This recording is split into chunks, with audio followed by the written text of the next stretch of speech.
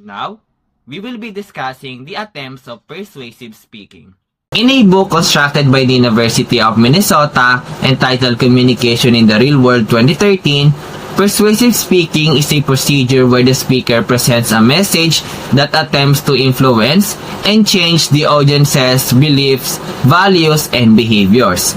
In order to persuade, the speaker has to construct arguments that appeal to audience.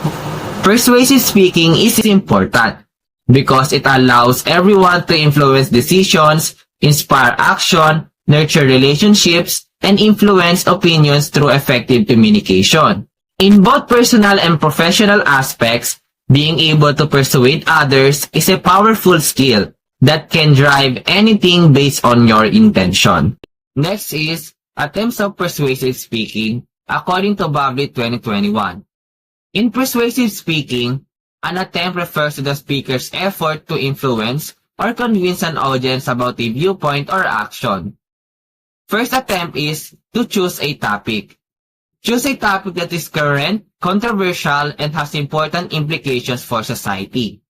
Choosing a topic is the foundation for the effectiveness of messages. This is important because the more interesting and persuasive the topic is, the easier you will get the attention and connection with your audience. The second attempt is audience analysis. This is to determine the demographics, values, beliefs, and interests of your audience. As a speaker, knowing your audience will help you to deliver and persuade your audience effectively. This is important because everyone has different values, interests, and beliefs. By analyzing who your audience will be, it allows you to adjust your speech that aligns with their priorities, emotions, and logic. The third attempt is objective. This is to determine what you want the audience to adopt. It serves as your guide to achieve your purpose. This is important to deliver your message clearer and effectively.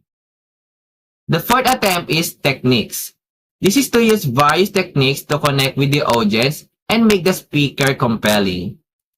Having techniques are important because it assists you on how to craft a strong and engaging argument that will effectively connect with your audience perception and attain your objective.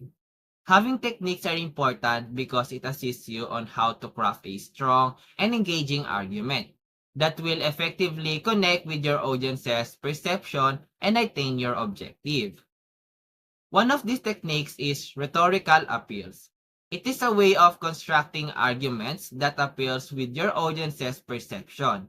These are ethos, pathos, and logos. When we say ethos, it refers to the credibility of the speakers by establishing their character, authority, and credibility.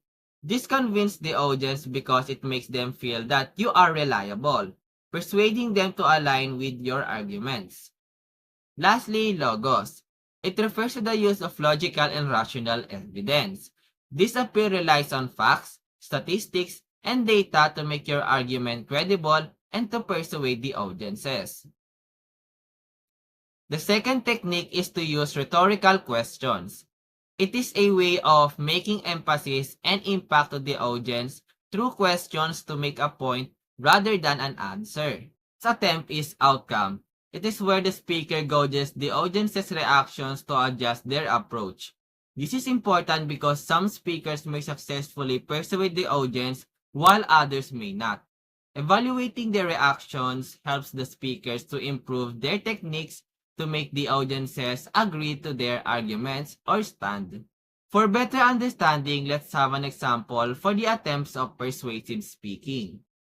So for example, you were given with a task from your professor which is to make a persuasive speech in your school. To make an effective persuasive speaking, you constructed procedures for it. The first one is to choose a persuasive topic. So here you researched thoroughly and decided to make your topic about the use of artificial intelligence as a learning system. The second is audience analysis.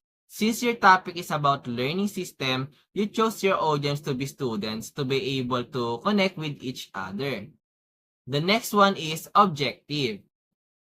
So here you decided to agree with the use of artificial intelligence as a learning system. And next, techniques. Under techniques, we have rhetorical appeals, where you decided to use logos to connect with the audience by presenting facts and logics. The second is rhetorical questions. This is where you created a set of questions that support and emphasize your objective, like, wouldn't it be useful if artificial intelligence could personalize learning for every student, helping them to reach their full potential? Then the fourth technique is to address counter arguments. You prepared answers for possible opposing questions that can be used against your stand.